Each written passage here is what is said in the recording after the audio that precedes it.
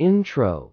Welcome to Word Insights, where we explore the meaning and usage of interesting words. Today, we're going to focus on the word halve. It's a term that relates to division and splitting into equal parts. Let's get started. Meaning. Halve is a verb that means to divide something into two equal parts, typically by cutting, dividing, or sharing. It's a term used to express the idea of splitting something right down the middle, creating two equal portions. Pronunciation. Pronounce halve as hɑːv, rhyming with have. Use in a sentence. 1. She decided to have the cake so that everyone could have an equal portion.